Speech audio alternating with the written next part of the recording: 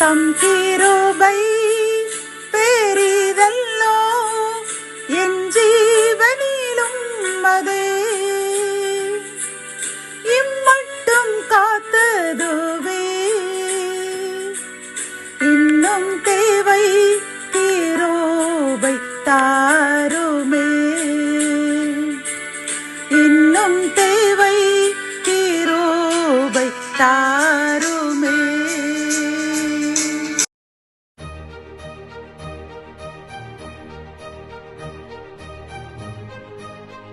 1/6/2025.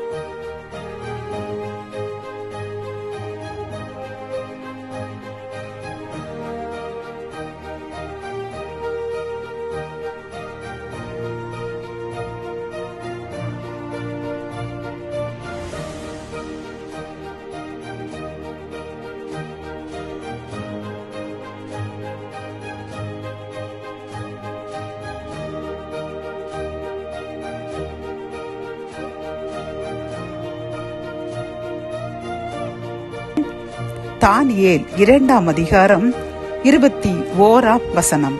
அவர் காலங்களையும் சமயங்களையும் மாற்றுகிறவர், ராஜாக்களை தள்ளி ராஜாக்களை ஏற்படுத்துகிறவர், ஞானிகளுக்கு ஞானத்தையும் அறிவாளிகளுக்கு அறிவையும் கொடுக்கிறவர்.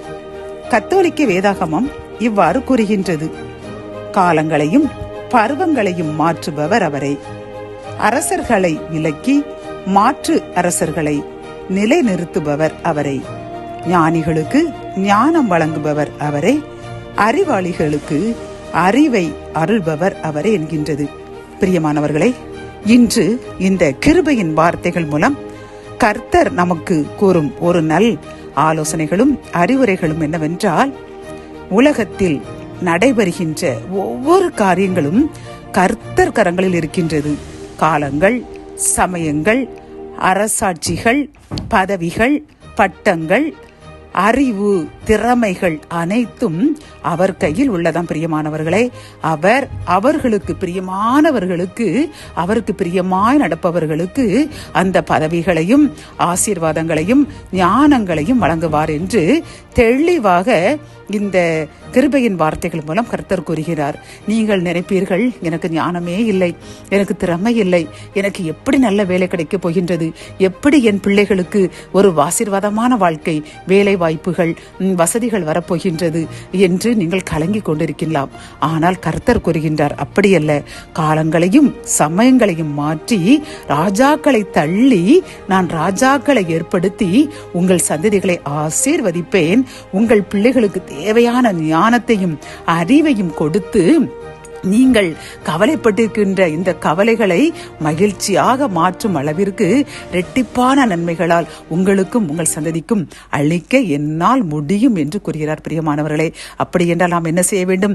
உலக பிரகாரமான மனிதர்கள் உடன் அலைவதையும் அவர்களுக்கு காக்கா பிடித்து கொண்டு என்று கூறுவார்கள், அவர்களுக்கு தூபம் காட்டிக்கொண்டு அவர்களை மகிழ்வித்து அவர்கள் மூலமாக நமக்கு காரியங்கள் நடந்துவிடாதா என்று மனிதர்கள் பின்னால் அலைந்தால் நமக்கு அது நிந்தைகளும் அவமானங்களும் ஏமாற்றங்களும் தான் வரும். பிரியமானவர்களே, ஆகவே நாம் இன்றிலிருந்து எந்த மனிதர்களையும் நம்ப வேண்டாம், எந்த அரசியல்வாதிகளையோ எந்த அதிகாரிகளையோ நம்ப வேண்டாம்.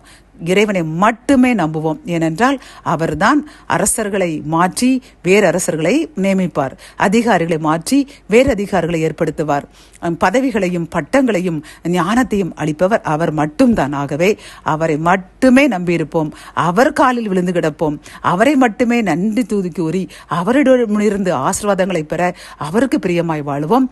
கர்த்தர் இந்த நாளிலிருந்து உங்கள் சந்ததிகளுக்கு ஏற்ற ஆசீர்வாதங்களை வழங்கி இரட்டிப்பான நன்மையால் நிரப்புவார். ஜெபம்.